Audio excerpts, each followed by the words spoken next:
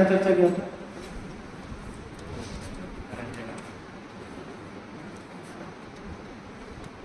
हमने चर्चा किया था कि भगवान राम जो है वो विश्वमुख पर्वत के तट पे आ जाते हैं। तट बोल रहे तो उसके क्या बोल सकते हैं, उसके फुटहिल्स, वहां पे आ जाते हैं। और उसके बाद क्या होता है,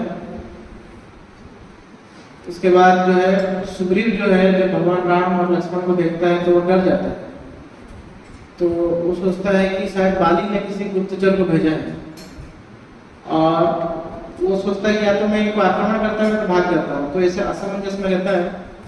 तब हनुमान उनको समझाते हैं कि आप जो है राजा हैं, और राजा को इस तरह से बिना सोचे समझे कोई डिसीजन नहीं लेना चाहिए। और हम जो भगवान राम और जो सुग्रीव का भेंट होता है उससे 3 चीज सीखते हैं। आप लोगों को याद है किसी को? क्या सीखते हैं हम लोग? 3 चीज सीखते हैं ना। हाँ, एक चीज सीखते हैं कि मधुर वाणी बोलना चाहिए। दूसरा, बिना सोचे समझे कोई डिसीजन नहीं लेना चाहिए। तीसरा क्या सीखते हैं? हाँ, कि गुरु साधु शास्त्र से हमको श्रद्धा प्राप्त होती है। और श्रद्धा जो भगवान के प्रति श्रद्धा प्राप्त होती है, और श्रद्धा जो है वास्तव में हमारे लिए शक्ति है जो हमको अनेक जो कठिनाइयां आती हैं हमारे जीवन में, उसको कैसे हम सह के भगवान की भक्ति कर सकें, इसकी प्रेरणा देती है। फिर हम सुनते हैं कि सुग्रीव जो है वो बताता है कि कैसे जो है उस बाली के साथ उसका दुश्मनी होता है, और क्यों वो ऋषिमुख पर्वत पर है, क्योंकि बाली को जो है माता ऋषि द्वारा एक श्राप मिला हुआ था। और हम बाली और सुग्रीव का जो है जन्म का कथा भी सुनते हैं, किस तरह दोनों जो है देवताओं के संतान हैं। तो इस यहाँ तक हम लोग सुनते हैं। तो आज जो है हम कथा को आगे बढ़ाते हैं। तो क्या होता है कि भगवान राम से जब सुग्रीव की मित्रता होती है तो सुग्रीव बहुत प्रसन्न हो जाते हैं भगवान को पाकर। और भगवान उनको बोलते हैं कि तुम चिंता मत करो, मैं तुमको तुम्हारा राज्य और तुम्हारा जो पत्नी है दोनों को तुमको वापस करूंगा। और राम सुग्रीव को गले लगा लेते हैं। तो इससे सुग्रीव इतना प्रसन्न हो जाते हैं कि गोस्वामी तुलसीदास जी रामचरितमानस में लिखते हैं कि सुग्रीव बोलते हैं कि भगवान आप मुझे मिल गए, अब मुझे कुछ चीज की इच्छा नहीं रही। यहाँ तक कि मुझे सपने में भी बाली को मारने का इच्छा नहीं हो रहा है। तो जब ऐसा सुग्रीव बोलते हैं तो भगवान राम बोलते हैं फिर भी जो है बाली अधर्मी है और मैं उसका वध करूंगा, और मैंने तुम्हें वचन दिया है कि मैं तुमको तुम्हारा राज्य वापस करूंगा। तो बाली का मरना तो सुनिश्चित है।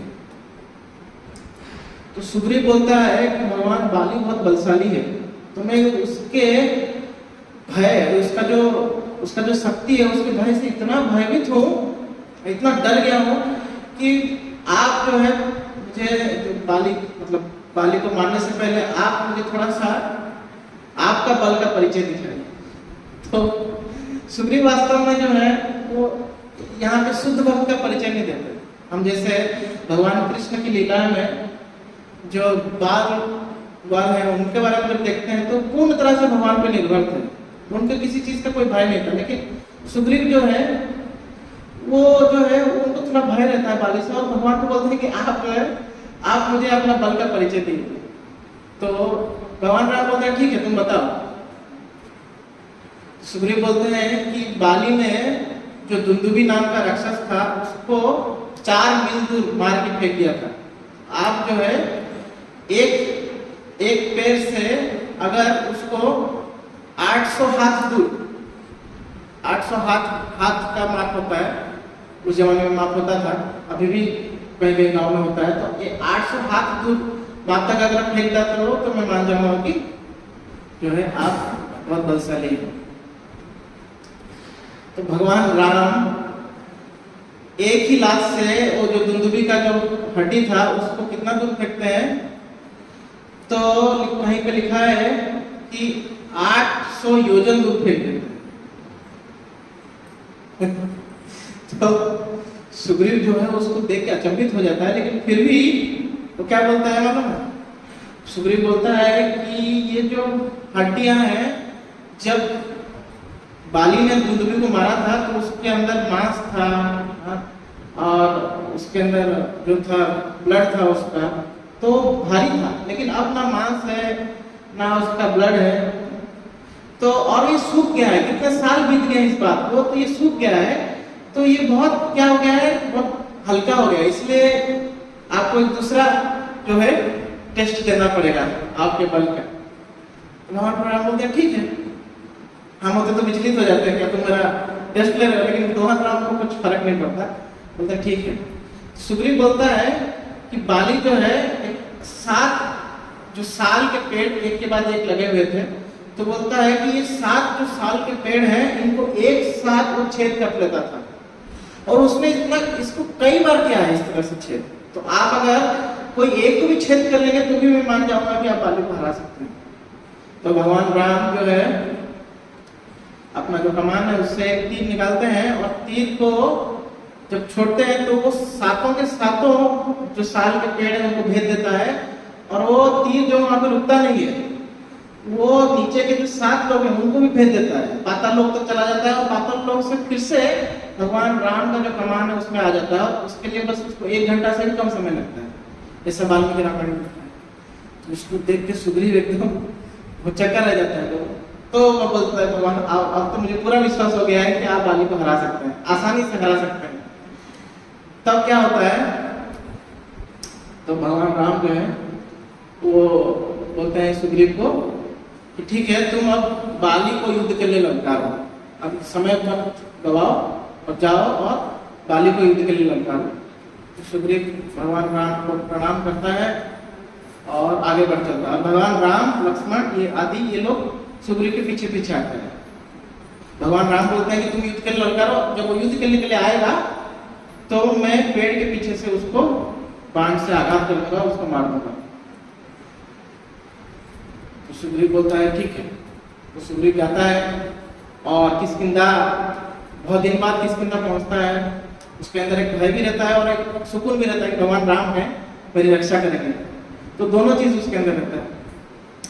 और सुग्रीव वहां से जोर से चिल्लाता है पानी को, तेरे अंदर दम है तो बाहर निकाल।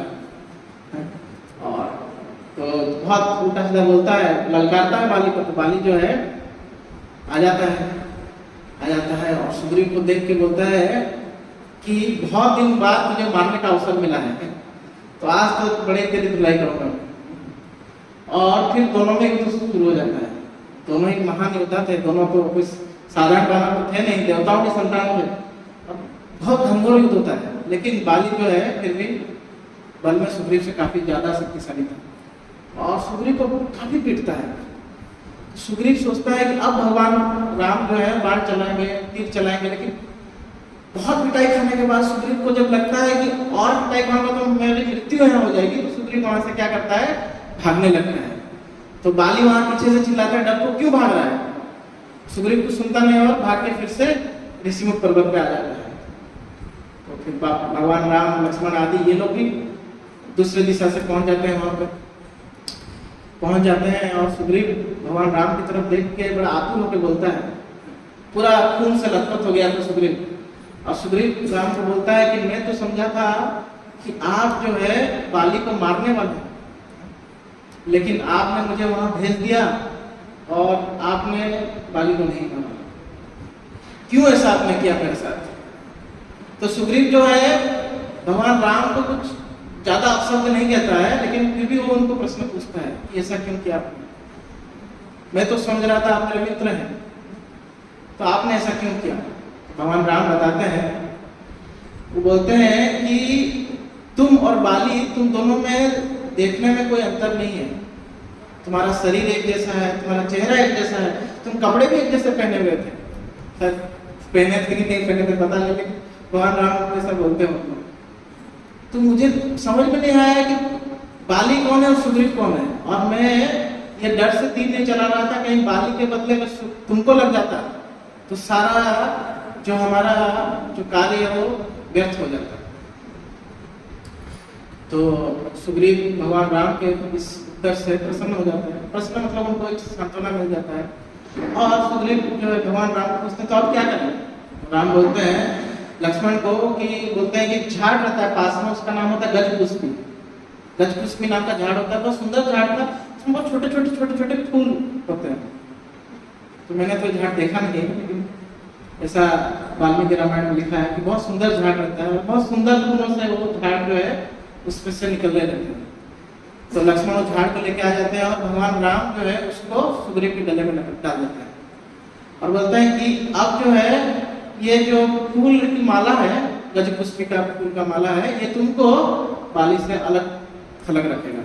तो इससे बाली कौन है और सुग्रीव कौन है मुझे पता चल जाएगा, फिर हम बाली को आसानी से मार पाएंगे। तो सुग्रीव को भगवान राम जो है उनको बस हाथ से टच कर देते हैं, तो सुग्रीव का जो सारा जो भी कष्ट था सब दूर हो जाता है, उनके जितने सारे जो घाव थे वो मिट जाते हैं। और भगवान राम बोलते हैं कि फिर से तुम जाओ। तो सुग्रीव जो है भगवान राम पे भरोसा करके फिर से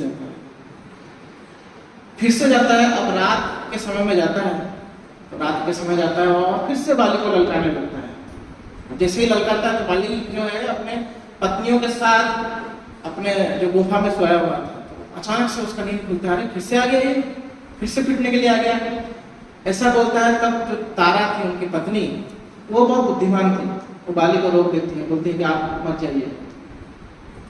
तो मैंने गुप्तचरों से मुझे पता चला है कि जो सुग्रीव है वो अयोध्या के जो नरेश दशरथ उनके जो सुपुत्र हैं भगवान राम और लक्ष्मण, इन दोनों से मित्रता किया हुआ। और ये जो राम है ये कोई साधारण व्यक्ति नहीं है।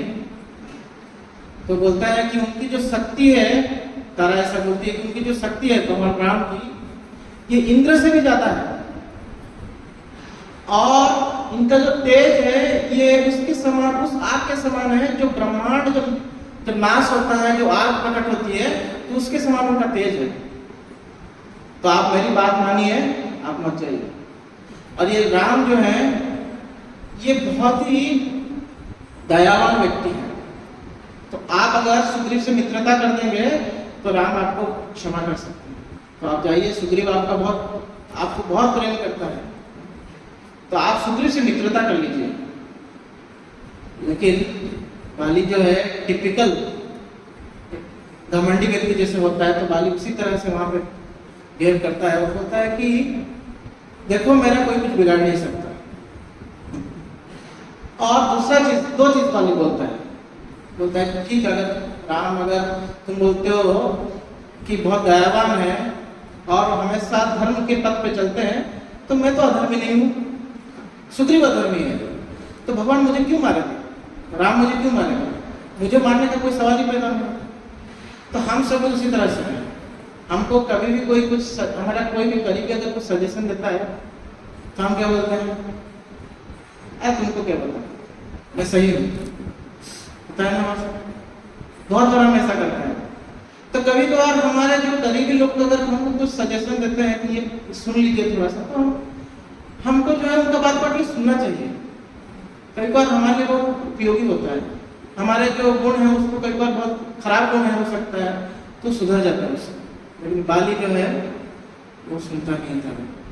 बोलता है कि तुम घबराओ मत, मैं सुग्रीव को नहीं मारूंगा, अब मैंने कोई गलत कार्य नहीं किया था। तो राम जो है अगर धर्म का पालन करने वाले राजा है तो मुझे कभी नहीं मारेगा। तो मैं बस सुग्रीव को पिटाई करके वहां से भगा दूंगा और वापस आ जाऊंगा। तो बाली चला जाता है और फिर से दोनों के बीच में युद्ध शुरू हो जाता है। कोई कुछ पेड़ उखाड़ रहा है, कोई पर्वत का जो है उसका क्या बोलते हैं, उसका शिखर को उखाड़ के कोई किसी को पीट रहा है, कोई पेड़ उखाड़ के पीट रहा है। तो इस तरह से एक दूसरे को मारने लगते हैं। तब भगवान राम जो है कुछ ही समय में अपने जो कमान से एक तीर निकालते हैं और उसको बाली की तरफ कर लेते हैं और उसको चला देते हैं। और जब तीर बाली को लगता है तो ऐसा प्रतीत होता है कि बहुत बड़ा अशोक का पेड़ जो है, जो फूलों से लदा हुआ है, वो गिर जाता है। वैसा ही प्रतीत होता है, बाली धड़ाम से जमीन से गिरता है। सोचे कितना विशाल व्यक्ति होगा बाली। तो बाली जब गिर जाता है तो और बहुत दर्द होता है बाली को, तब जो है सुग्रीव जो है वहां पर खड़ा रहता है, भगवान राम के पीछे से आ जाते हैं। बाली जब भगवान राम को देखता है तो बड़ा गुस्सा आता है उसको और बहुत ही उल्टा सीधा बोलने लगता है। तो बोलता है कि मुझे तारा बोल रही थी कि आप बहुत धार्मिक हैं, लेकिन आपने यहाँ अधर्म का कार्य किया। आपने मुझे तब मारा जब मैं किसी दूसरे के साथ युद्ध कर रहा था, मैंने तो आपको देखा भी नहीं था। और वो बोलता है कि मुझे मारने आपको क्या मिलेगा, मेरा तो आपसे कोई दुश्मनी नहीं था और ना ही मेरे पास ऐसा कोई धन संपत्ति है जो आपको चाहिए, तो आपने मुझे क्यों मारा? और मारा तो छुप के क्यों मारा, सामने आके क्यों नहीं मारा? यहां तक बाली बोल देता है कि आप अगर बोलते तो मैं जो रावण है उसको ऐसे ही पकड़ के ले आता, उसको ऐसे ही पकड़ के आपके चरणों में डाल देता। तो मुझे किसी की कोई सहायता की जरूरत नहीं थी, मैं अकेले ही रावण के लिए काफी था। और मुझे नहीं लगता कि आप दशरथ की संतान है। मैं महाराज दशरथ को अच्छे से जानता हूँ, वो बहुत ही धार्मिक राजा थे, आपके जैसे नहीं थे, आप जो है उनके संतान नहीं हो सकते। और इतना बोल के बाली फिर से प्रश्न पूछता है कि आप मुझे इसका उत्तर दीजिए। और ऐसा बोल के बाली चुप हो जाता है।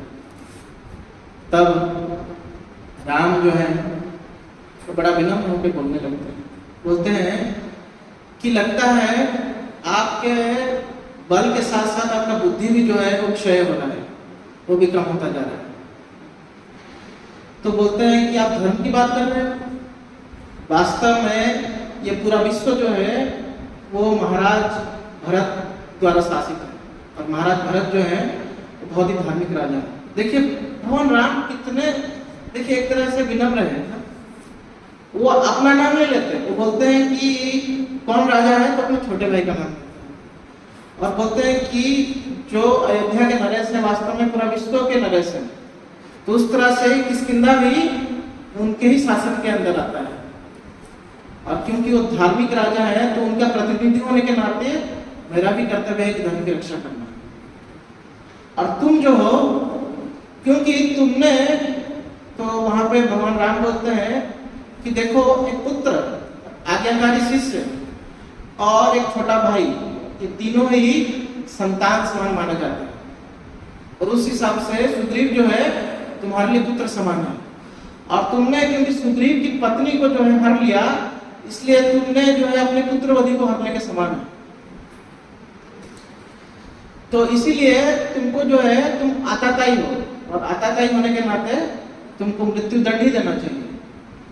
भगवद गीता में प्रभुपाद जी पहले अध्याय के तात्पर्य में, पहले अध्याय के 36वां नंबर श्लोक, इसके तात्पर्य में आताताइयों के बारे में बोलते हैं। 6 प्रकार के आताताई हैं, जो किसी का धन को जो है लूट लेता है, जो किसी का जमीन जो है उसको धोखे से हड़प लेता है, जो किसी की पत्नी को हड़प लेता है, जो किसी को जो है मारने की कोशिश करता है और जो है किसी के घर में आग लगा देता है। तो इस तरह से 6 प्रकार के आताताई हैं और इन 6 प्रकार के आताताई में से अगर कोई भी एक भी गलत कार्य करता है तो उसको मृत्यु दंड देना चाहिए। तो इस प्रकार से जो है क्या है कि तुम मृत्यु दंड के अधिकारी हो। तो भगवान राम बोलते इसीलिए मैंने जो है तुमको मारा।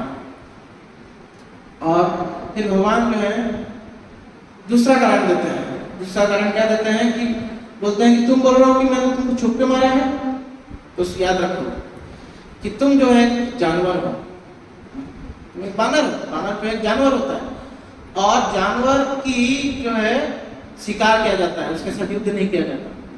और जब कोई क्षत्रिय किसी जानवर का शिकार करता है तो उसको छिप के शिकार करने का पूरा अधिकार है, यह धर्म संपत्ति है। ये दूसरा कारण भगवान राम बताते हैं। और तीसरा कारण भगवान राम बताते हैं, अगर मैं तुमको नहीं मारता तो तुम नरकगामी रहते, तुमको नरक प्राप्त होता। और क्योंकि तुमको मैंने मारा है इसलिए तुम्हारे जो सारे पाप है ना, जो तुमने जो सुग्रीव की पत्नी रूमा को जो हर लिया था, वो पाप भी तुम्हारा मिट गया। तो ये 3 कारण भगवान राम बताते हैं। और जैसे ही बाली 3 कारणों को सुनता है तो बाली पूरी तरह से संतुष्ट हो जाता है। लेकिन हमारे जो आजकल के कलयुग के लोग हैं वो सुनकर संतुष्ट नहीं होते। बाली संतुष्ट हो जाता है, जिसको भगवान ने मारा वो संतुष्ट हो जाता है पूरी तरह से। इन लोग बोलते हैं कि भगवान राम ने चिपके क्यों मारा, जबकि हम देख रहे हैं कि बाली पूरा संतुष्ट हो जाता है। बाली उसके बाद जो है बहुत ही अच्छे वाक्य बोलता है। और इवन और एक कारण भी बताते हैं, रामायण में तो नहीं लिखा है तो वाल्मीकि जी के रामायण में, लेकिन दूसरे जो कुछ ग्रंथ हैं उसमें लिखा है कि बाली का और एक जो देवताओं को तपस्या करके उनको प्रसन्न करके उसको क्या मिला था, एक आशीर्वाद मिला था कि वो जिस किसी के साथ भी लड़ाई करेगा उसका आधा शक्ति ले लेगा। तो भगवान राम जो है वो उस जो देवताओं के द्वारा जो आशीर्वाद मिला हुआ था बाली को, तो उसकी रक्षा करते हुए वो छुपके मारते हैं, क्योंकि भगवान जो है कभी किसी का जो आशीर्वाद है उसको तोड़ते नहीं। आप देखते हैं कि ब्रह्मा जी ने जब हिरण्यकशिपु को आशीर्वाद दिया था तो भगवान एक स्पेशल अवतार लेते हैं। चाहते तो ऐसे भी मार सकते थे हिरण्यकशिपु को, लेकिन फिर भी ब्रह्मा जी की बात को रक्षा करते हुए वो स्पेशल अवतार लेते हैं, नरसिंह देव का अवतार लेते हैं। तो ऐसे ही यहाँ पे भगवान राम तीन कारण बताते हैं और बाकी आचार्यों वाले कारण बताते हैं। तो बाली पूरी तरह से संतुष्ट हो जाता है। बाली भगवान राम को क्षमा मांगता है कि मुझे माफ कर दीजिए कि मैंने आपको अपशब्द कहे, और वो सुग्रीव को भी क्षमा मांगता है कि मैंने तुम्हारे साथ ये दुर्व्यवहार किया। तो और उसी समय उनकी पत्नी जो है तारा भी वहां पे पहुंच जाती है, उनका बेटा अंगद भी पहुंच जाता है।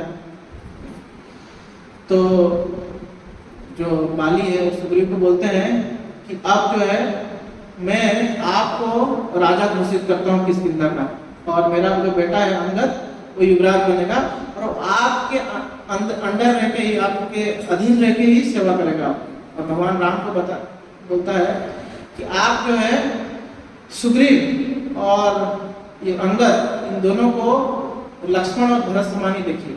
भगवान राम बोलते हैं कि मैं पहले से ही उनको ऐसी नजर से देख रहा हूँ, मुझे तुम्हारे ऊपर भी कोई जो है गुस्सा नहीं है, बस तुमने गलती किया तो मुझे धर्म का रक्षा करने है तो तुमको मारना पड़ा। बाली जो है, बाली अपने गले में हार पहना हुआ था।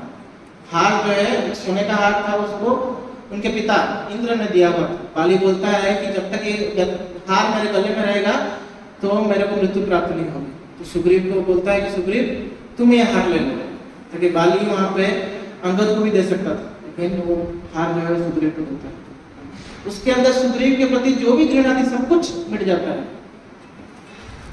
और वहां पे सुग्रीव को भी माफी मांगता है, बोलता है कि आखिरी बार मुझे माफ कर दो।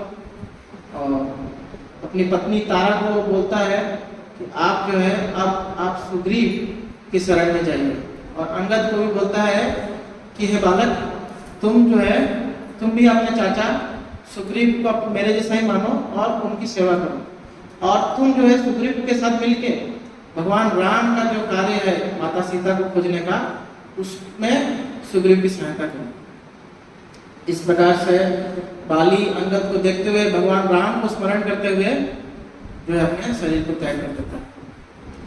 बाली जब शरीर को त्याग करता है तो तारा और सुग्रीव दोनों ही बहुत फूट के रोने लगते हैं। सुग्रीव यहाँ तक बोलता है कि मैंने इतना बड़ा गलती कर दिया, मेरे बड़े भाई को मार दिया। तो सुग्रीव बोलता है कि मैं जो है अपने बड़े भाई के शरीर के साथ मैं आग में प्रवेश कर जाऊंगा।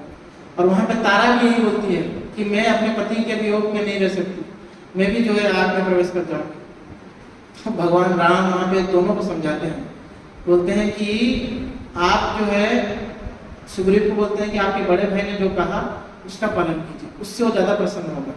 और तारा को भी वही बोलते हैं कि आपके पति ने कहा कि आप सुग्रीव के शरण में जाइए, तो उससे आपके पति ज्यादा प्रसन्न होंगे। तो दोनों जो है अपना जो बाली के साथ मारने का फैसला जो है वो वहीं पे स्थगित कर देते हैं। तो बाली को तुंगभद्रा नदी के किनारे जो है जलाया जाता है। तो उसके बाद क्या होता है, उसके बाद भगवान राम लक्ष्मण को बोलते हैं क्योंकि मैंने अपने पिता को वचन दिया है कि मैं 14 वर्षों तक किसी शहर या गांव में नहीं घुसूंगा, तो मैं किष्किंधा नगरी के अंदर नहीं घुसूंगा। आप जो है जाइए और सुग्रीव का राज्याभिषेक कराइए और अंगद को युवराज बनाइए। तो जैसे ही भगवान राम जो आदेश देते हैं तो लक्ष्मण उसको पालन करते हुए क्या करते हैं, किष्किंधा में प्रवेश करते हैं, सुग्रीव को राज्याभिषेक कराते हैं और फिर अंगद को युवराज घोषित करते हैं। वहां पे सुग्रीव जो है लक्ष्मण को बोलते हैं कि अब तो वर्षा ऋतु आ गया है, तो जैसे ही वर्षा ऋतु चला जाएगा तब हम जो है माता सीता का खोज प्रारंभ कर देंगे। तो लक्ष्मण भी उससे संतुष्ट हो जाते हैं, वो वापस आ जाते हैं। और भगवान राम और लक्ष्मण वहाँ पास का एक वन था जिसका नाम था प्रवर्सन। प्रवर्सन पर्वत में जाके रहने लगते हैं। और प्रवर्सन पर्वत जो था उसको भगवान राम, क्योंकि आने वाला ही देवताओं को पहले से ही पता चल जाता है, तो वो क्या करते हैं उस प्रवर्सन पर्वत को सजा देते हैं अच्छे से, क्योंकि भगवान राम जो है ये जो बारिश का जो चतुर्मास है उसको अच्छे से वहां पे बिता सकते हैं। तो भगवान राम उस पर्वत में जब रहने लगते हैं तो उनको सीता माता का जो वियोग है वो बहुत सताता है, बहुत दुखी हो जाते हैं। और वहां पे लक्ष्मण उनको समझाते हैं। तो इस तरह से वर्षा ऋतु चली जाती है, लेकिन सुग्रीव जो है अपनी पत्नी और राज्य को वापस पाके इतना उसमें मग्न हो गया था कि वो भगवान राम को जो वचन दिया था उसको भूल जाता है। तो भूल जाता है, तो इससे हमको एक बहुत सुंदर सीख मिलती है। जनरली क्या होता है कि हमारे जीवन में जब बहुत ज्यादा कष्ट कठिनाई आती है तो हमारी भक्ति में बहुत बाधा आ जाती है। या तो हमारे परिवार में अगर किसी की मृत्यु हो जाती है, या हमको कुछ तबीयत खराब हो जाता है, या पैसे का कुछ नुकसान हो जाता है, बिजनेस खराब हो जाता है, जॉब छूट जाती है, कुछ भी होता है, तो देखिए भक्ति डगमगा जाता है ना। लेकिन कभी कभार इसका उल्टा, अगर हमको बहुत ज्यादा कभी कभार कुछ मिल जाता है, भौतिक सुख मिल जाता है, तो भी हमारी भक्ति जो है कई बार डगमगा जाता है। तो सुग्रीव के साथ भी यही होता है। इतना ज्यादा उसको सुख प्राप्त हो जाता है अचानक से, क्योंकि वो ऋषिमुख पर्वत पे था तो बड़ा कष्ट से रह रहा था, और अचानक से उसको इतना सुख मिलता है तो सुग्रीव जो सुख में भूल जाते हैं। तभी जो है हनुमान आते हैं। हनुमान आते हैं और सुग्रीव को बोलते हैं कि आप भूल रहे हैं कि आपने भगवान राम को क्या वचन दिया था। देखिए वर्षा ऋतु जो है वो जा चुकी है, सारे बादल जो है जा चुके हैं, आसमान जो है पूरी तरह से साफ हो चुका है। आप अब जो है अपना जो है प्रतिज्ञा उसको निभाइए। तो सुग्रीव जो है उसको थोड़ा सा होश आता है, वो क्या करता है, वो नील नाम के अपने क्या बोलते हैं लीडर को बुलाता है और उनको बोलता है कि आप जाइए और सारे वानर सेनाओं को इकट्ठा कीजिए, सारे वानर सेनापतियों को उनके सेना के साथ इकट्ठा कीजिए। तो नील वहां से निकल जाते हैं। तो फिर से सुग्रीव जो है फिर से अपने जो है सुख के आवेश में बह जाता है।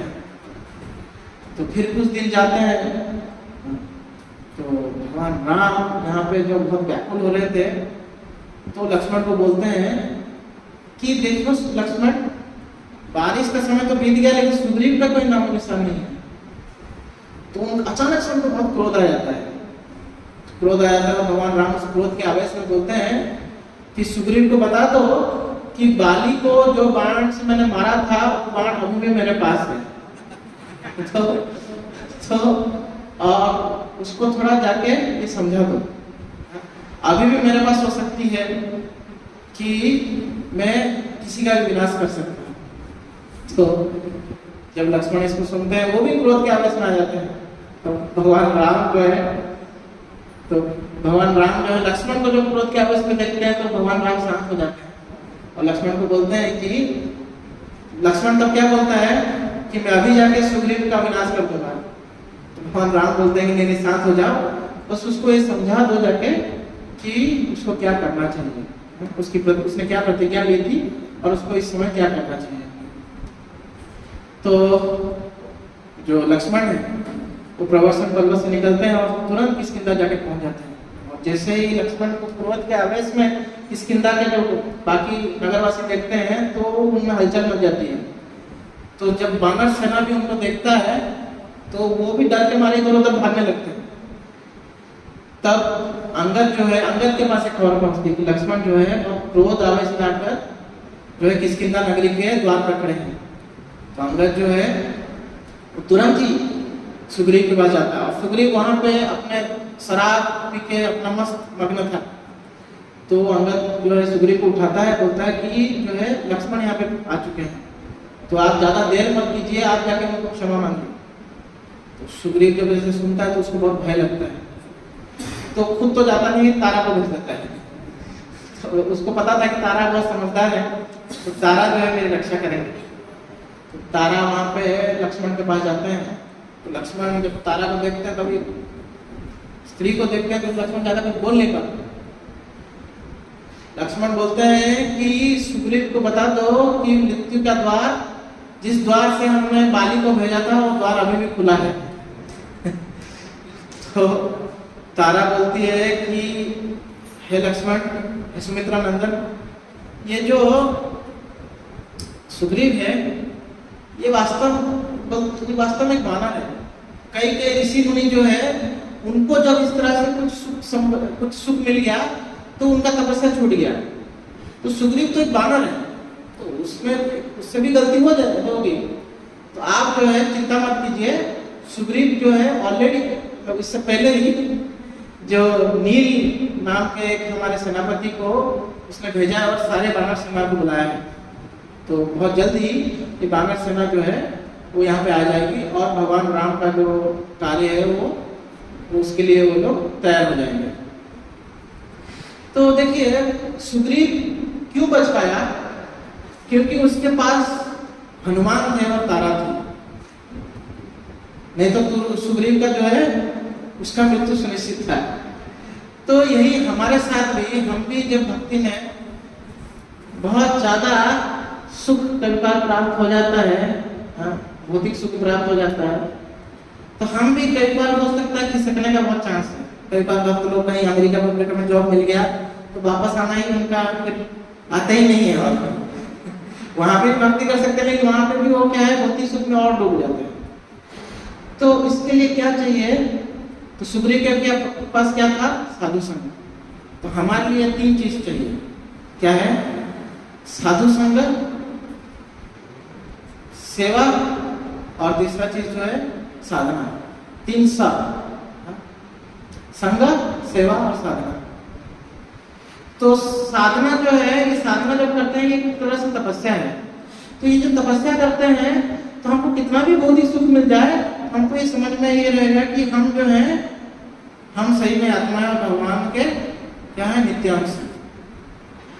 और सेवा जो है हमको विनम्र रखेगा, और साधुओं का संग, साधु संग, ये जो है हमको हमेशा ये चेतना बनाए रखेगा हमारे अंदर कि हमको भक्ति करना चाहिए, भक्ति का कितना इंपॉर्टेंस है। तो ये चीज हमारे अंदर बहुत जरूरी है। तो इस तरह से जब तारा लक्ष्मण को समझाते हैं तो लक्ष्मण जो है वो थोड़ा शांत हो जाता है, शांत हो जाते हैं। और सुग्रीव भी लक्ष्मण को लक्ष्मण क्या करता है, तारा जो है लक्ष्मण को लेकर सुग्रीव के कमरे में सीधा पहुंच जाता है। और सुग्रीव जैसे लक्ष्मण को देखता है तो तैयार रहता है, तुरंत लक्ष्मण का जो है चरण पकड़ लेता है, चरण पकड़ लेता है और बोलता है मुझे क्षमा कीजिए, मेरे से गलती हो गया, मैं तो बंदर हूँ। और इस तरह से जब बोलने लगता है तो लक्ष्मण शांत हो जाते हैं, शांत हो जाते हैं। और लक्ष्मण सुग्रीव को बोलते हैं कि तुम जो है अपना प्रतिज्ञा को जल्दी से जल्दी पूरा करो और सेनाओं को भेजो और सीता माता का जो है उसके बारे में खोज खबर करो। तब जो है तब क्या होता है, तब सुग्रीव जो बोलता है आप जैसा बोलेंगे वैसा ही होगा। और लक्ष्मण बोलता है कि तुम तुरंत अभी भगवान राम के पास चलो मेरे साथ और उनसे भी क्षमा याचना करो। और लक्ष्मण भी सुग्रीव को जो है बोलते हैं कि मैंने भी तुमको जो अपशब्द कहे उसके लिए मुझे क्षमा कर दो। ये वास्तव में वैष्णव है। वैष्णव जो है कुछ भी चीज हृदय में नहीं रखते हैं। कई बार उनको किसी के प्रति अगर गुस्सा भी करना पड़ता है कुछ गलती के कारण, तो तुरंत जो है उसको माफ कर देते हैं। तो लक्ष्मण जो है सुग्रीव को लेके भगवान राम के पास पहुंचते हैं और भगवान राम जो है सुग्रीव को देख के जब भी देखते हैं तो सुग्रीव जो है भगवान राम के चरण पकड़ लेता है और भगवान राम उसको उठा के अपने गले लगा लेते हैं, गले लगा लेते हैं। और सुग्रीव बोलता है कि भगवान राम को कि अभी कुछ ही समय में मेरे सारे जो सेना है, जो सेनापति लोग हैं अपनी सेना को लेके यहाँ पे आ जाएंगे। और वैसे ही होता है, सुग्रीव के जो अलग अलग सेनापति हैं वो सब वहां पे पहुंच जाते हैं। उसमें से एक शतवल नाम का एक सेनापति रहता है, तो 10,000 करोड़ वानरों के साथ वहां पहुंचता है। और तारा के जो पिता थे उनका नाम था सुसेन जो है 2,000 करोड़ वानरों के साथ वहां पहुंच जाते हैं। इस तरह से अलग अलग जो सेनापति थे वो अपने साथ कई हजार करोड़ वानरों को लेकर आते हैं। तो जिसका मतलब गिनती ही नहीं किया जा सकता, इतने सारे वानर आ जाते हैं। तो सुग्रीव जो है फिर सब वानर के सेनापतियों को बुलाता है और उनको अलग अलग दिशाओं में भेजता है, चारों दिशाओं में भेजता है। तो सबसे पहले सुग्रीव क्या करता है, तो सुग्रीव विनत नाम का एक सेनापति रहते हैं, तो उनको पूर्व की दिशा में भेजता है, ईस्ट डायरेक्शन में भेजता है। और उनको दिशा ऐसा नहीं कि बोला जाओ और ढूंढो सीता माई को, ऐसा नहीं, उनको बोलता है कि कहाँ तक जाना है, कहाँ कहाँ तुमको क्या क्या मिलेगा और कैसे कैसे ढूंढना है और कहाँ पे कौन सा पर्वत मिलेगा और कहाँ तक जाना है। अगर पूरब तक तुम पूरब में जा रहे हो तो कितना दूर तक जाना है। तो विनता जो है उसको सुग्रीव जो है वो बोलते हैं कि तुम जो है सोमसना नाम का एक पर्वत है जो कि 1 योजन चौड़ा है और 10 योजन लंबा है, ऊंचा है, तो उस पर्वत तक जाना है। और उसके उस पार जो है वो देवताओं की सीमा शुरू हो जाती है, देवताओं की सीमा नहीं, उसके उस पार जो है पाताल लोक शुरू हो जाता है, वो पूरा अंधेरा रहता है, तो वहां पर तुमको जाने की जरूरत नहीं है। तुमको जो है सोसमना जो पर्वत है वहां तक ही जाना है और वहां तक ढूंढ के 1 महीने के अंदर वापस आना है। अगर तुम लोग 1 महीने के अंदर वापस नहीं आते हो तो तुमको मृत्युदंड दिया जाएगा। और उसी तरह से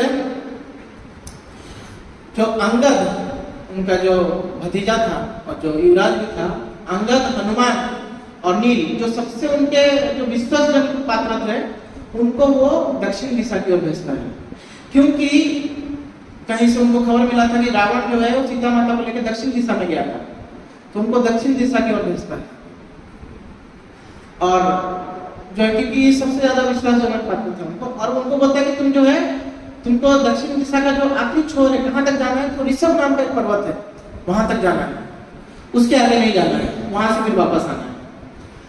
फिर पश्चिम दिशा में जो है वो सुसेन, उनके जो ससुर थे, तारा के जो पति थे, क्योंकि बाली के जाने के बाद सुग्रीव जो है तारा के साथ विवाह कर लेते हैं, फिर बाली ने भी यही कहा था उनको। तो सुसेन जो है उनको वो पश्चिम दिशा में भेजता है। और पश्चिम दिशा में कहाँ तक भेजता है, तो बोलता है कि एक मेरु सवर्णी नाम का एक सुनहरा पर्वत है, तुमको वहां तक ही जाना है, उसके उस पार नहीं जाना है। और लास्ट में जो शतबली था उसको उत्तर दिशा की ओर भेजता है, उत्तर दिशा की ओर भेजता है और बोलता है कि उत्तर कुरु नाम का एक बहुत ही बड़ा जमीन का टुकड़ा है, बहुत सुंदर जगह है वो, और वो कई फूलों और फलों और पेड़ों से भरा हुआ है, वहां तक ही जाओ, उसके आगे मत जाना, उसके आगे जो है देवताओं का जगह शुरू होता है। तो और वहां उसके आगे सोमगिरी नाम का पर्वत दिखेगा, जैसे ही सोमगिरी नाम का पर्वत दिखेगा तुम वापस आ जाना, उस सोमगिरी पर्वत के पास भी मत जाना, नहीं तो तुम्हारी मृत्यु हो जाएगी। तो इन सबको ऐसा भेज देता है। तो जो है बाकी ये लोग तो सब निकल जाते हैं, लेकिन हनुमान आदि जो है जिनको अंगद के नेतृत्व में भेजा जाता है, ये लोग सब भगवान राम के पास आते हैं और हनुमान विशेष करके भगवान राम का आशीर्वाद लेने के लिए उनको चरण छूते हैं और बोलते हैं कि मुझे आशीर्वाद दीजिए, मैं जो है माता सीता का खोज करके ही वापस आऊं। तो हनुमान को भगवान राम जो है उनको उठाते हैं और गले लगाते हैं और बोलते हैं, अपना एक अंगूठी दे देते हैं जिनमें भगवान राम का नाम अंकित था, और बोलते हैं कि तुम ये अंगूठी लेके जाओ और ये अगर तुम सीता को दिखाते हो तो जो है सीता जो है समझ जाएगी तुम मेरे दूत हो। तो ये लोग भी निकल पड़ते हैं। तो जो पूर्व दिशा में गए थे विनता और आदि उसके जो सेना थी, वो 1 महीने से पहले ही आ जाते हैं। जो पश्चिम दिशा में गए थे वो लोग भी वापस आ जाते हैं, जो उत्तर दिशा में गए थे वो लोग भी 1 महीने के अंदर वापस आ जाते हैं। लेकिन जो दक्षिण की ओर गए थे वो लोग जो है अंगद आदि, ये लोग जो है ये लोग वापस नहीं आते। ये लोग विंध्य नाम का एक पर्वत श्रृंखला है, वहां पे पहुंच जाते हैं जिसके 1000 शिखर थे। तो 1000 शिखर वाली पर्वत, आवाज बड़ा अजीब लग रहा है, इको आवाज कम कर दीजिए। तो कहाँ पहुंच जाते हैं ये लोग, कौन सा पर्वत में, विंध्य नाम के पर्वत में पहुंच जाते हैं। आप लोग सब जग रहे हैं ना तो मुझे ऐसा कथा सुनने का कोई आदत नहीं बड़ा। ठीक है, तो विंध्य नाम के पर्वत तक पहुंच जाते हैं और वहाँ उस पर्वत श्रृंखला में जब लोग प्रवेश करते हैं तो उसमें बहुत सारे पेड़ तो थे, लेकिन किसी भी पेड़ में कोई फल या फूल नहीं था। ऐसा क्यों था? क्योंकि उस जगह में ऋषि रहते थे, उनका नाम था कंदु। ये जो कंदु ऋषि थे, इनका एक पुत्र हुआ करता था। वो पुत्र जो है वो अचानक से मर जाता है। जब पुत्र मर जाता है, क्योंकि उसी विंध्य पर्वत के जो श्रृंखला में मरता है, तो उनको बड़ा गुस्सा आता है और इसलिए वो उस जो है उस वहाँ के जो जंगल है उसमें उनको श्राप दे देते हैं कि यहाँ पे जितने भी पेड़ हैं इसमें कोई फल नहीं आएगा और यहाँ पे पानी का कोई तालाब नहीं रहेगा। तो ना ही कोई पानी का तालाब मिलता है, ना कोई फल फूल मिलता है, तो ये लोग बहुत थक जाते हैं। और बहुत ज़्यादा जब थक जाते हैं और यहाँ पे सीता माता भी का भी कोई खोज खबर नहीं है और बहुत थक गए और उनको लगता है कि भगवान राम ने हमारे ऊपर सबसे ज़्यादा भरोसा किया है, तो उनको वो प्रेशर भी फील होता है कि हमको ही ढूंढना है और यहाँ पे कुछ हो नहीं रहा है और खाने पीने को भी कुछ नहीं मिल रहा है, तो बहुत विचलित हो जाते हैं हम लोग। तो कहाँ पे खाना मिलेगा, कहाँ पे पानी मिलेगा, पहले वो लोग सोचने लगते हैं।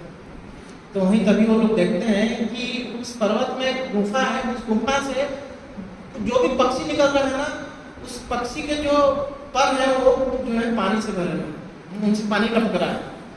तो उनको समझ में आ जाता है जरूर इस गुफा के अंदर क्या होगा, पानी होगा।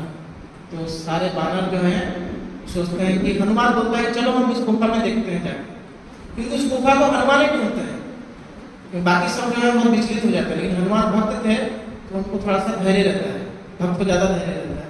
तो हनुमान जो है सारे बानरों को लेके चलते हैं उसके अंदर, जबकि जो उनका नेता कौन था, अंगद था, लेकिन क्योंकि हनुमान भक्त थे तो ऑटोमेटिकली नेता बन जाते हैं।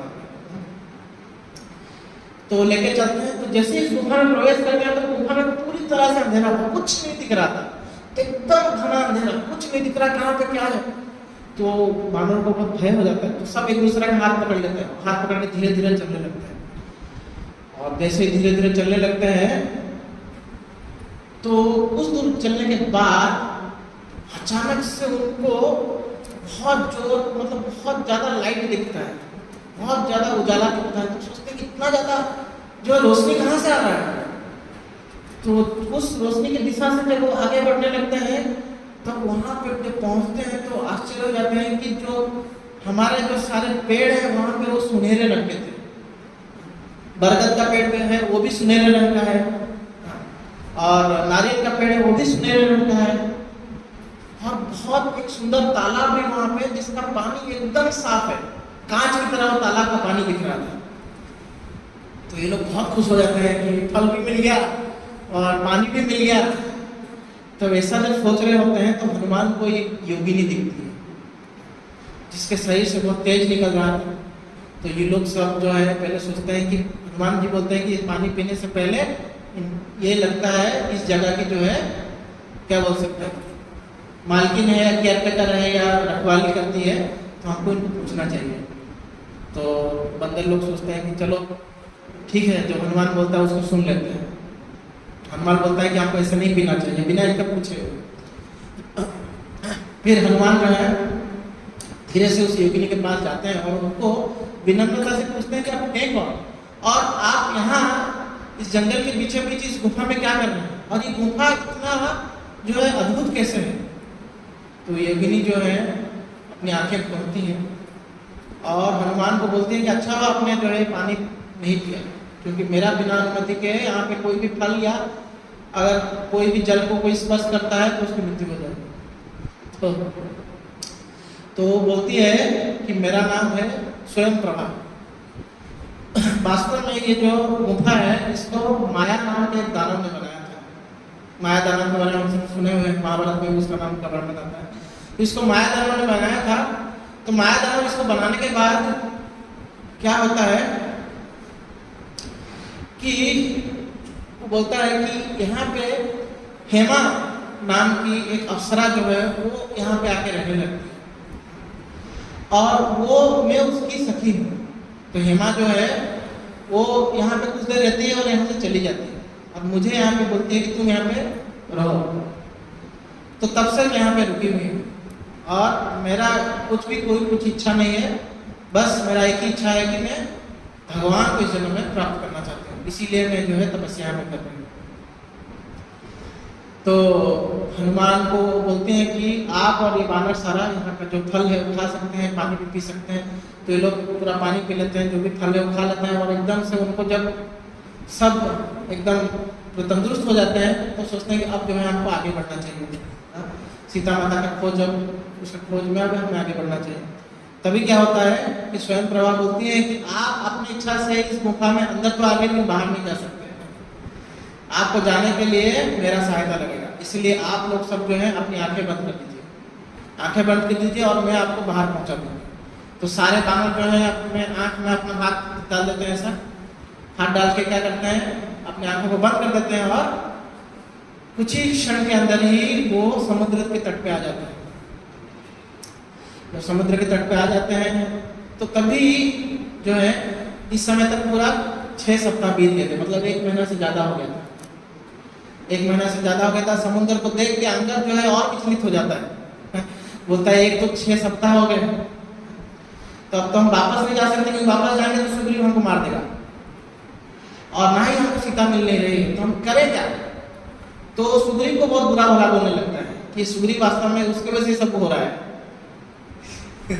तो बोलता है कि और वो बहुत ही बड़ा बदमाश है, उसने मेरे पिता को तो छल से मार ही दिया और मुझे भी मारना चाहता है। तो ऐसा बोलने लगता है। तो ये अंगद जो है ये एक टिपिकल डिवोटी जो होता है ना, नौसिखिया भक्त, तो उसका प्रतीक है। क्या है? नौसिखिया भक्त का प्रतीक है। जब हम भक्ति में आते हैं और कुछ हमारे हमसे अगर कुछ जीवन में कुछ गड़बड़ हो जाता है, कुछ हो जाता है, तो हमको लगता है कि भक्ति करने का क्या फायदा, कुछ तो हो नहीं रहा है। तो इस तरह से कई बार क्या होता है, आते हैं और चले जाते हैं। तो ये अंगद भी ऐसा ही हो रहा था, हम दूसरों को सुन लगते हैं, ये इसकी वजह से सब हुआ, उसकी वजह से सब हुआ। अंगद भी ऐसे ही होता है अंगद के साथ। लेकिन भाग्य से उसके साथ कौन थे? अंगद के साथ हनुमान जी थे। और हनुमान जी यहाँ पे भी अंगद को समझाने लगते हैं, देखो अंगद, सुग्रीव जो है, सुग्रीव तुम्हारे पिता को मारने का उसका कोई इच्छा नहीं था, वो तो परिस्थिति की वजह से उसको उनको मारना पड़ा। और वो तुमको बहुत प्रेम करता है, तुम उसके, वो तुमको अपने बेटे जैसा ही देखता है, तो तुम डरो मत, हम चलो, हम सब सुग्रीव के पास चले जाते हैं और उनको बोलते हैं कि सारा वृत्तांत सुनाते हैं और हमको सीता माता नहीं मिली, ऐसे करके बोलते हैं। तो अंगद जो है उस बात को सुनता नहीं है। अंगद क्या बोलता है? अंगद बोलता है कि इससे अच्छा तुम इधर ही मर जाओ। और कुछ बानर यहाँ तक यहाँ बोलते हैं कि चलो वापस वो जो है वो स्वयं प्रभा की गुफा में चले जाते हैं, वहाँ पे अच्छा फल और अच्छा पानी मिलता है, वहीं पे रहेंगे और सुग्रीव को ढूंढ ही नहीं पाएगा। तो 2 गुट में बदल जाता है, एक अंगद के साथ वो वहाँ पे मरने के लिए बैठ जाते हैं और एक सोचते हैं कि चलो हम चलते हैं। और हनुमान को ये देख के बड़ा दुख होता है कि कैसे जो है बच्चों जैसे हरकत कर रहे हैं।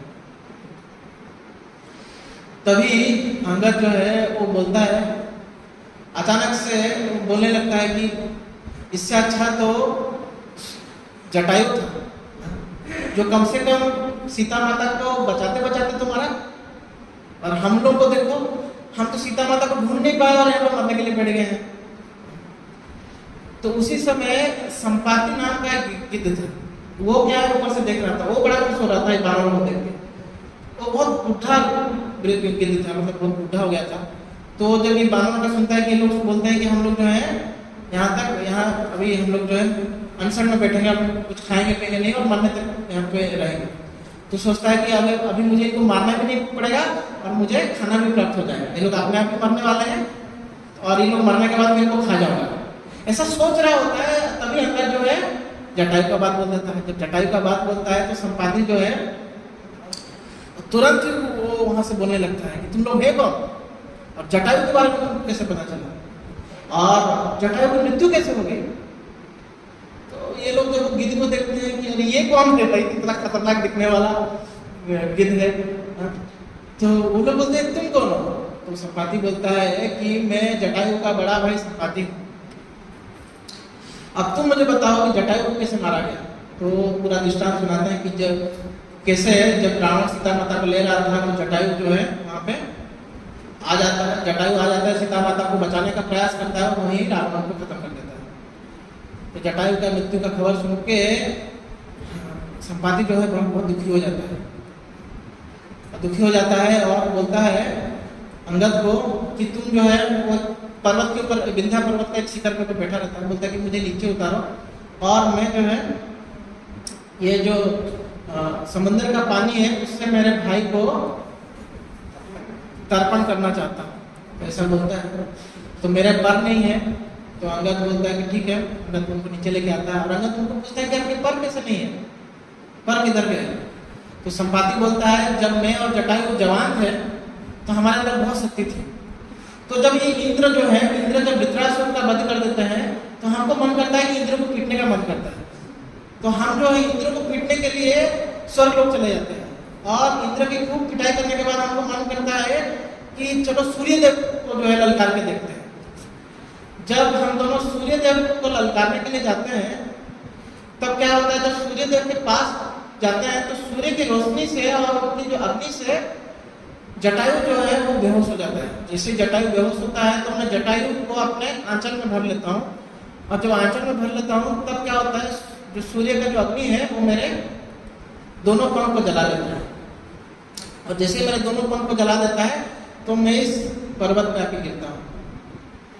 तो तब से जो है मैं इस पर्वत पे हूँ।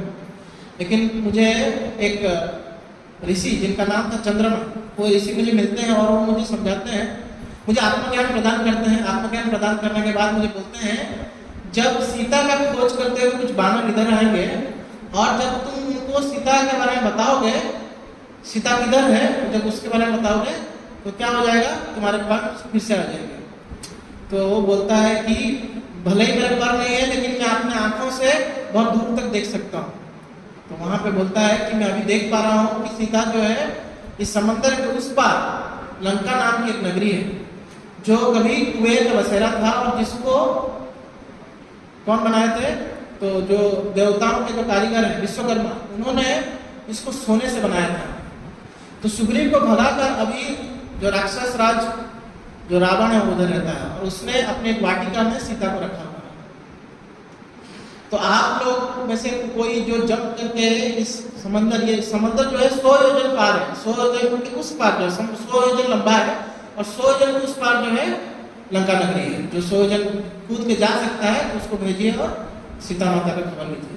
जैसे ही वो ये बात बोलता है वैसे ही उसके पार निकल आता है और बहुत खुश हो जाता है अपने जो नए पंख को देख के और वो अंगद को बोलने लगता है देखो मेरे नए पंख निकल आए और वो वहां से उठ के चला जाता है। तो मुझे कभी लगता है कि जो मतलब ऐसा रामायण तो लिखा नहीं है, मेरा अपना सोच है कि ये जो संपाति है टिपिकल जो है ना वो न्यूट्रल टाइप के व्यक्ति होते हैं, जो अपने काम से काम मतलब रखते हैं, उस टाइप का व्यक्ति था।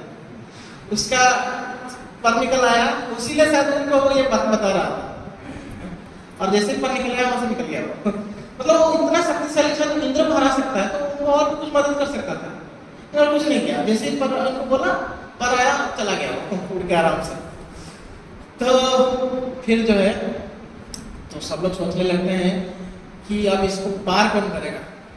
तो अंगद जो है वो मीटिंग बुलाते हैं अपने सारे जो जो जितने सारे वहाँ योजन पूछ सकता हूँ और कई अलग अलग लोग अलग अलग बोलते हैं कि मैं इतना योजन पूछ सकता हूँ, लेकिन कोई 100 योजन नहीं बोलता। अंगद बोलता है कि मैं 100 योजन तो पूछ सकता हूँ लेकिन वापस आने का मुझे लगता नहीं कि मैं वापस आ पाऊंगा, कूद के जा तो सकता हूँ। तो वहीं पे उनमें से सबसे वृद्ध जो थे वो थे जांबवान। जांबवान बोलते हैं जब मैं युवा था तो मेरे अंदर इतनी शक्ति थी कि जब बलि महाराज जो है, बलि महाराज को जब उनको सबक सिखाने के लिए जब भगवान जो है वामन अवतार लेते हैं और वामन अवतार में जब त्रिविक्रम रूप धारण करते हैं कि तीनों लोगों को जो है अपने 2 पैरों में जो है ढक लेते हैं, तब मैं उन जो है क्या बोलते हैं त्रिविक्रम रूप को एक ही छलांग में 21 बार उनका भ्रमण कर लिया था, 21 बार उनको उनका चक्कर लगा दिया था। मेरे अंदर इतना शक्ति था, लेकिन अब मैं वृद्ध हो गया हूँ तो अब मैं जा नहीं सकता। वास्तव में कुछ टीकाकार ऐसा कहते हैं कि वो जो जांबवान था उनमें पूर्ण शक्ति था कि वो जा सकते थे, लेकिन वो नेक्स्ट जनरेशन जो है उनको मौका देना चाहते थे। तो वो जो है वो क्या करते हैं, वो हनुमान को बोलते हैं, हनुमान तुम भूलो मत कि तुम कौन हो। तो हनुमान को बोलते हैं कि तुम वास्तव में पवन सुत हो। तो हनुमान को बोलते हैं, तो हनुमान को उनके जन्म की कहानी सुनाते हैं। तो हनुमान को बोलते हैं कि एक कुंजी का स्थला नाम की एक बहुत सुंदर अप्सरा थी। तो उस अप्सरा को एक ऋषि का श्राप मिलता है और वो एक बानर के घर में जन्म लेती है और उसका नाम पड़ता है अंजना। तो अंजना का बाद में केसरी नाम के एक बानर से विवाह हो जाता है। इन अंजना का जो है बहुत शक्तिशाली थी वो, क्योंकि वो तो एक पूर्व जन्म में एक अप्सरा थी, तो उस अप्सरा का शक्तियां थी उसके अंदर। तो वो जो है अपने वेश को कभी भी बदल सकती थी। तो एक बार क्या हुआ, एक बहुत सुंदर स्त्री के वेश में आ जाती है और उस रूप को देख के जो है जो वायुदेव है वो जो है उनके प्रति आकर्षित हो जाते हैं और उनके प्रति आकर्षित हो जाते हैं तो उनका संग करना चाहते हैं। जब उनका संग करना चाहते हैं तो अंजना बोलती है कि मैं एक प्रतिवता स्त्री हूँ, तो आप जो है मेरे इस सती को जो है मेरा ये जो रूप है इसको जो है भंग मत कीजिए, मेरे सतीत्व का भंग मत कीजिए। तो वहां पे जो वायुदेव बोलते हैं वो बोलते हैं कि मैं कोई मानव नहीं हूँ, मैं एक देवता हूँ, तो मेरे आलिंगन से आपका जो है सतीत्व नष्ट नहीं होगा। तो जो देवता लोग हैं वास्तव में हमारे लिए जो नियम है देवता लोगों के लिए वो नियम लागू नहीं होता। जैसे कि अभी रोड में जाने के वाले जो कार के लिए जो नियम है वो नियम जो है आसमान में जाने वाले फ्लाइट के लिए नहीं है। ये भी यहाँ पे भी जो जनरल पब्लिक के लिए जो नियम है, हम लोग जो कार चलाते हैं हमारे लिए जो नियम है, अभी नरेंद्र मोदी जी अगर कार में आ रहे हैं तो उनके कार के लिए वो नियम लागू नहीं होगा, ट्रैफिक के सिग्नल्स लागू नहीं होंगे उनके लिए। तो उसी तरह से हमारे लिए जो नियम है देवताओं के लिए वो नियम नहीं है, क्योंकि देवता जो है उनका बहुत जो है एक बहुत उच्च कोटि का कार्य कर रहे हैं, तो इसके लिए उनके लिए बहुत कुछ अलग नियम है। तो अपने जो है अपने दायरे में देवताओं को नहीं रखना चाहिए कि इंद्र कैसा है, ये तो ऐसा बदमाश आदमी है। देखिए वो उनका जीवन काल बहुत लंबा होता है और बहुत बड़ा बड़ा कार्य करते हैं, तो कभी कभार उनसे थोड़ा बहुत गलती हो जाता है। ये तो ऐसा बोला गया है कि इंद्र जो है रोजाना भगवान राम और भगवान कृष्ण को साक्षात उनके वही रूप में विष्णु को वही रूप में उनको पूजा उतारते हैं, उनकी आरती उतारते हैं। और एक जो भगवान का जन्माष्टमी महोत्सव मनाते हैं उसमें जितना खर्चा करते हैं हम मतलब इस पृथ्वी में सारे जो लोग हैं सारा संपत्ति का जोड़ दिया जाए तो भी उसकी बराबरी नहीं कर सकते। हर कोने में स्वर्गलोक में हर कोने में भगवान का एक मंदिर है, तो वास्तव में भक्त लोग हैं और बहुत बड़ा कार्य करते हैं, इसलिए उनको बहुत ज्यादा शक्ति मिली हुई है। तो उस तरह से जो है वायुदेव के आलिंगन से अंजना को एक पुत्र प्राप्त होता है और जांबवान बोलते हैं कि वो तुम हो। एक बार क्या होता है कि तुम सूर्य को निगलने के लिए बचपन में सूर्य को एक फल समझ कर उसको निगल लेते हो, उसके कारण से इंद्र जो है तुम्हारे ऊपर वज्र चला देते हैं और तुमको आहत कर देते हैं। और इसीलिए तुम्हारा पिता जो है वायुदेव वो पूरे सृष्टि में जो है वायु का जो प्रवाह उसको रोक देते हैं। उसके लिए सारे जगत में हाहाकार मच जाता है और सब देवता जो है ब्रह्मा जी के पास आते हैं, उनको बोलते हैं कि हमें रक्षा कीजिए। ब्रह्मा जी आके तुम्हें आशीर्वाद देते हैं, वायुदेव को समझाते हैं और तुमको आशीर्वाद देते हैं कि कोई भी युद्ध होगा जो है तुम उस सारे युद्ध में जो है तुम जो है तुमको कोई हरा नहीं पाएगा, तुम कोई भी युद्ध करोगे तुमको कोई हरा नहीं पाएगा। तब जो है हनुमान को उनका जो है उनका शक्ति का स्मरण होता है। वास्तव में हनुमान जी को भी एक श्राप मिला हुआ था, बचपन में बड़े बदमाश थे तो जो ऋषि मुनि वहां रहते थे, क्योंकि ये लोग तो वानर थे तो जंगल में रहते थे, तो जो ऋषि मुनि थे ये हनुमान जाके उनको बड़ा तंग करता था। ये लोग तपस्या करते थे, हनुमान जाके उनकी तपस्या को भंग कर देता था। तो ये लोग उस समय आके हनुमान को श्राप देते कि तुम्हें अपने इतना शक्ति का जो है अहंकार हो गया है, तो हम तुमको श्राप देते हैं कि तुम अपनी शक्ति को भूल जाओगे और जब तक तुमको कोई याद नहीं दिलाएगा तुमको अपने शक्ति का एहसास नहीं होगा। तो हनुमान को भगवान बोलते हैं कि तुम वास्तव में भगवान के जो है शुद्ध भक्त हो और तुम्हारे अंदर पूर्ण शक्ति है कि तुम सीता माता को ढूंढ सकते हो। तो हनुमान जो है भगवान राम को स्मरण करते हुए एक विशाल काया रूप धारण कर लेते हैं और वहाँ पे स्थित महेंद्रगिरी पर्वत, जिसको अगस्त मुनि ने बनाया था, उस पर्वत पर चढ़ जाते हैं और वहाँ से लंका के लिए छलांग लगाते हैं। आप जो छलांग लगाते हैं और लंका कैसे पहुँचते हैं और उसके बाद क्या होता है, नेक्स्ट क्लास में। हरे कृष्ण।